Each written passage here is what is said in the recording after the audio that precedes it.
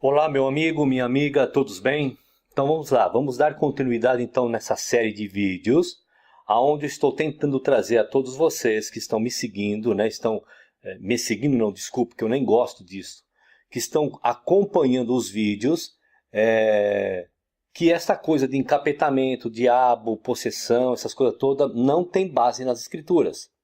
Lembrando que este vídeo, esta série de vídeos e todos os outros do meu canal, para trás e para frente, jamais será para que você não tenha mais fé no teu pastor, no teu ancião, no teu presbítero, no teu diácono, no teu apóstolo, bispo. Não, você pode continuar tendo a fé neles, não há problema nenhum. A minha intenção é simplesmente fazer você pensar, você raciocinar. Tá certo? Para ver se tudo aquilo que eles mostram para vocês, quando eles estão nos púlpitos, através das mensagens, até das músicas, né? Se realmente tem base nas escrituras ou se é somente ideia de homens como nós.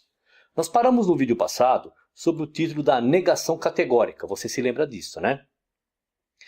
Existe uma passagem no Antigo Testamento que merece uma menção especial porque é uma forte negação da heresia do diabo pessoal. Sim, significativamente as palavras são dirigidas a Ciro, o rei dos persas, como nos diz o primeiro versículo do capítulo. Isto é significativo porque os persas, acima de todos os outros, acreditavam num diabo pessoal, como todos aí acreditam. Eles acreditavam que existiam dois grandes deuses lutando pelo poder, um deus do bem e da luz e um deus do mal e das trevas. Nesta passagem, o Criador, indignado, repudia a ideia de que tenha um rival. Isaías 45, versos 5 e 7 diz assim, vamos lá. Eu sou o Senhor e não há outro, além de mim não há Deus. Eu te cingirei, ainda que não me conheces, para que se saiba até o nascente do sol e até o poente, que além de mim não há outro. Eu sou o soberano, e não há outro. Eu formo a luz e crio as trevas, faço a paz e crio o mal. Eu, o Senhor, faço todas estas coisas. Aí você diz assim, William, de novo essa passagem? Claro, sim, de novo. Para ficar bem claro, em todas essas séries de vídeos, que o Criador ele é claro, enfático, preciso, conciso de que não há outra entidade além dele. Ele não tem um inimigo que lhe se oponha. Ele não tem nenhum gladiador, tá certo? Alguns até ficam indispostos pela afirmação do Criador, criar o mal. Eles não percebem que o mal não é o mesmo que pecado. O mal são dificuldades geralmente que vêm sobre os pecadores, sobre cada um de nós. Assim, o Criador pergunta retoricamente através do profeta Amós o seguinte, vamos lá, Amós capítulo 3, verso 6. Tocar-se-á a trombeta na cidade sem que o povo se estremeça? Sucederá algum mal à cidade sem que o Senhor o tenha feito? Quem? O Senhor? Ao seguirmos este assunto, não percamos o ponto principal. O Criador, ele próprio declara através de Isaías que ele não tem rival. Não existe um diabo pessoal supernatural. Não existe não. Satanás. Agora temos que virar a nossa atenção para a palavra Satanás e ver como é usada nas Escrituras. Ok? Para aqueles que acreditam num diabo pessoal, ela é somente mais um nome para o diabo. Muitos dos que não acreditam num diabo pessoal têm uma maneira muito simples de determinar a palavra. Claro, isso nós estamos vendo aqui. Satanás, dizem, significa adversário. Tudo o que temos que fazer é substituir a palavra Satanás por adversário. Cada vez que a encontramos nas Escrituras, e não haverá problema. Muito fácil, claro, mas não muito satisfatório. Temos que detalhar tudo isso. E é o que nós estamos fazendo. Satanás certamente significa adversário, sim, claro. Mas temos que distinguir entre o uso da palavra no Antigo Testamento, nos Evangelhos e lá nas cartas. A resposta fácil mencionada agora pode ser usada, claro, geralmente no Antigo Testamento, mas não nos Evangelhos e nas cartas.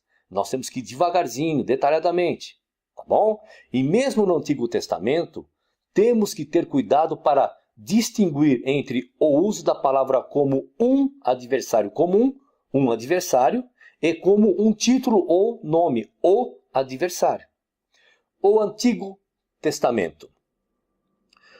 O Antigo Testamento foi escrito em hebraico, você sabe, e a palavra Satã é uma palavra hebraica comum. Geralmente pode ser traduzida pelo seu equivalente em português, adversário. Já vimos isso também. Já vimos também, mas não custa mencionar novamente a lista das seguintes passagens, onde a palavra Satã é traduzida adversário na maioria dos casos, e uma vez inimigo e noutra acusador nessa tradução. Vamos às passagens, para você poder ter a certeza. Se você não anotou lá atrás, anota agora. Números, capítulo 22, verso 22, primeira parte. Samuel, capítulo 29, verso 4, segunda parte. Samuel, capítulo 19, verso 22. 1 Reis, capítulo 5, verso 4. 1 Reis, capítulo 11, verso 14. E Salmo, capítulo 109, verso 6. Essas passagens demonstram que o adversário pode ser bom, mau ou indiferente. Nós já lemos elas. O primeiro refere-se a um anjo do Altíssimo que foi um adversário para o mau Balaão. O segundo, Davi, que era visto pelos filisteus como um adversário. O terceiro, os sobrinhos de Davi. O quarto é negativo e por isso foi escolhida uma palavra mais forte, inimigo.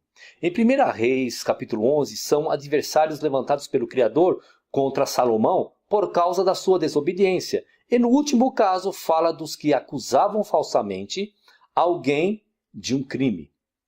O verbo relacionado é Satã, ser um adversário, resistir. Também ocorre 4 vezes. Salmos, capítulo 71, verso 13, 109, verso 20 e 29 e Zacarias, capítulo 3, verso 1.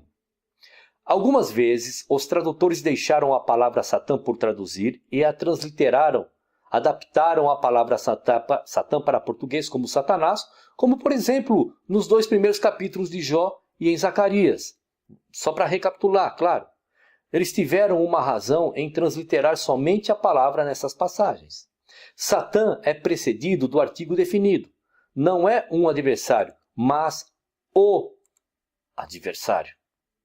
A palavra é um título distintivo dado a um adversário especial. Claro, os tradutores poderiam ter mostrado a distinção ao escrever o adversário, em vez de um adversário, e poderiam ter evitado a confusão se o tivessem feito desta maneira. Mas, como a palavra é usada como um título ou nome, não podemos dizer que estavam errados só por a transliterarem, claro. Existe uma outra passagem em que os tradutores realmente nos enganaram. 1 Crônicas, capítulo 21, verso 1. Vamos lá. Então Satanás se levantou contra Israel e incitou a Davi a levantar o censo de Israel. Sem justificação nenhuma, eles trataram Satã como um nome nesta passagem. Você viu, no hebraico, o antigo não aparece, e a tradução deveria ter sido um adversário. Você pode também estar dizendo o seguinte: William, nós já vimos alguma coisa a respeito. Sim, vimos. Mas como esse é um assunto que está muito impregnado na mente das pessoas, nós temos que estar sempre trazendo à tona nesta série de vídeos alguns detalhes que são muito importantes para podermos chegar a esta conclusão. Mas não conclusão minha ou tua, mas conclusão escriturística. Ao presumirem que tinham identificado o adversário, aqueles que traduziram criaram uma contradição.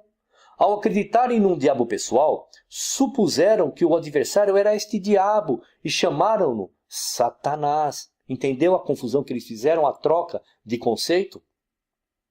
Traduzido assim, a passagem não concorda com o registro paralelo lá em 2 Samuel, capítulo 24, verso 1, onde lemos o seguinte, vamos lá. Tornou a ira do Senhor a acender-se contra os israelitas, e ele incitou a Davi contra eles, dizendo, vai, levanta o censo de Israel e de Judá. Perceberam que nós temos 2 passagens, onde eles identificam como né, o Satanás e o outro como Senhor. É necessário muita explicação se o que é atribuído ao Senhor numa passagem é atribuído ao seu arqui-inimigo na outra, né? Mas o Senhor, mas se o registro lá em Crônicas fosse completamente diferente. Então, um adversário se levantou contra Israel e incitou a Davi a levantar o censo de Israel. Não haveria qualquer problema.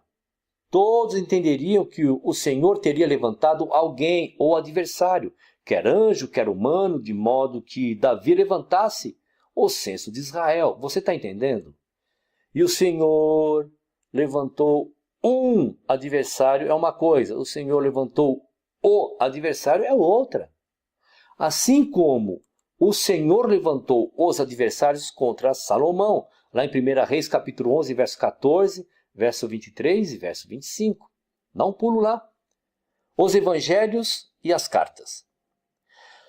A palavra Satanás encontra-se 36 vezes nos evangelhos e nas cartas do Novo Testamento. A primeira coisa que nos deve impressionar é que a palavra também ocorra no Novo Testamento, né? Você deve estar se perguntando. O Novo Testamento foi escrito em grego e Satã é uma palavra hebraica. Foi transliterada para o grego do Novo Testamento como Satanás. Existem diversas palavras gregas que significam adversário. Essas foram evitadas pelos escritores do Novo Testamento e, em vez delas, esta palavra hebraica foi introduzida no texto, lá no texto grego. Obviamente, assim sendo, ela tem um significado especial no Novo Testamento que teria sido perdido se alguma palavra grega comum tivesse sido usada no seu lugar. Você consegue entender? Satanás, no Novo Testamento, é sempre um adversário especial, um grande adversário, e a sugestão, ouvida muitas vezes, que devemos ler o adversário no lugar de Satanás, deve ser tomado um pouco de cuidado, não é bem assim. Vamos rever o que encontramos de mais relevante sobre a palavra Satanás até aqui, até onde nós estamos vendo. É uma palavra hebraica comum, significando adversário. É usada no Antigo Testamento para todo o tipo de adversários, e na maioria dos casos pode-se usar a palavra adversário quando encontramos a palavra Satã. Em duas passagens do Antigo Testamento, lá em Zacarias e Jó, o artigo é usado e o adversário é especial. Nos Evangelhos e no Novo Testamento grego, a presença desta palavra hebraica não traduzida mostra que o adversário em questão é sempre um adversário especial. Está entendendo? Está conseguindo entender? Satanás no livro de Zacarias. Nós vamos entrar no livro de Zacarias agora para ver essa palavra Satanás. Agora? Não. Lá no nosso próximo vídeo. Tá certo? Meu querido, se o vídeo ficou de uma maneira um pouco truncada para você entender, volta. Tá? Porque nós estamos tentando destrinchar as palavras Satanás, Satã dentro das Escrituras, por que em algum momento ela foi transliterada, em outros momentos ela não foi, e quando foi, fizeram uma grande confusão, e quando não foi, fizeram também maior confusão ainda. Tá certo? Então, muito bom, muito legal que você veio até aqui. Vai lá no nosso canal, vai lá no nosso Face, enfim, nos nossos canais de comunicação lá, né? Se você quiser postar qualquer coisa, posta, mas eu só pediria a gentileza de você ir lá, dar um like, né? Dar um joinha, se inscrever no nosso canal, compartilhar os nossos vídeos, porque a finalidade aqui não é de eu estar gravando, você assistir, pronto, acabou, agora estou entendendo. Não, a finalidade é ser propagado toda esta ideia, porque o Evangelho deveria ser pregado a toda tribo, língua e nação. E ainda bem que nós nascemos numa época da comunicação de uma maneira muito mais fácil, né? Então, um abraço e até o próximo vídeo.